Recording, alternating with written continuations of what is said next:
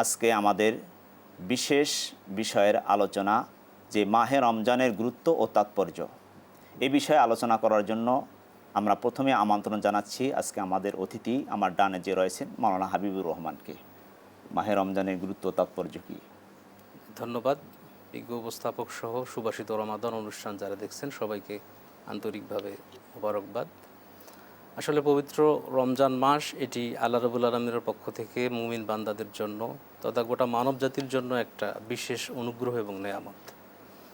রমাদান মাস প্রসঙ্গে আল্লাহ রাব্বুল আলামিন পবিত্র কোরআনে বলেছেন, ইয়া আইয়ুহাল্লাযীনা আমানু কুতিবা আলাইকুমুস সিয়াম কামা কুতিবা আলাল্লাযীনা মিন ক্বাবলিকুম লাআল্লাকুম তাত্তাকুন।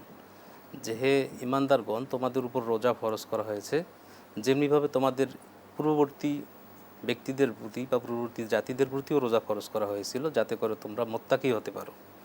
তো এই তাকওয়া অর্জনের একটি মাস রমজান মাস, এবং এই রমজানের মাসের বহু গুরুত্ব এবং তাৎপর্য রয়েছে। এটা যদি ধর্মীয় দৃষ্টিকোণ থেকে আমরা দেখি, ধর্মীয় দৃষ্টিকোণ থেকে অনেক গুরুত্ব তাৎপর্য রয়েছে, পাশাপাশি সামাজিক, অর্থনৈতিক, আমাদের স্বাস্থ্যগত এবং আমাদের রাজনৈতিক জীবনেও এই রমজানের অনেক সুদূর প্রসারী অবদান এবং গুরুত্ব ও তাৎপর্য রয়েছে। আমরা যদি আমাদের ধর্মীয় দৃষ্টিকোণ থেকে তাকাই, যে পবিত্র কোরআনে আল্লাহ রাব্বুল আলামিন রমজান মাসের কথা বলেছেন এবং এই রমজান মাসে রোজা ফরজ এর কথা বলেছেন, এবং বলেছেন ফামান শাহিদা মিনকুমুশ শাহরা ফালিয়াসুমহু, যে এই রমজান মাস পাবে সে যেন অবশ্যই রোজা রাখবে।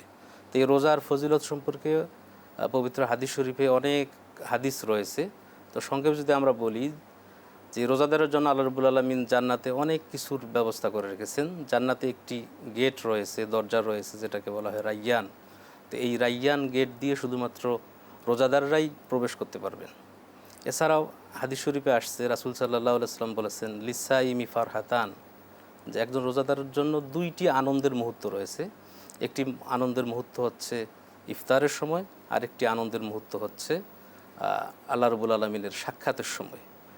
তো রোজার যে প্রতিদান, এটা আল্লাহ রাব্বুল আলামিন নিজেই দিবেন, যে প্রসঙ্গে হাদিসে আসছে। আল্লাহ রাসূল সাল্লাল্লাহু আলাইহি ওয়াসাল্লাম বলেছেন, যেটা হাদিসে কুদসি, আস-সাওমু লি ওয়া আনা আযিবি, যে রোজা একমাত্র আমার জন্য এবং আমি এর প্রতিদান দেব।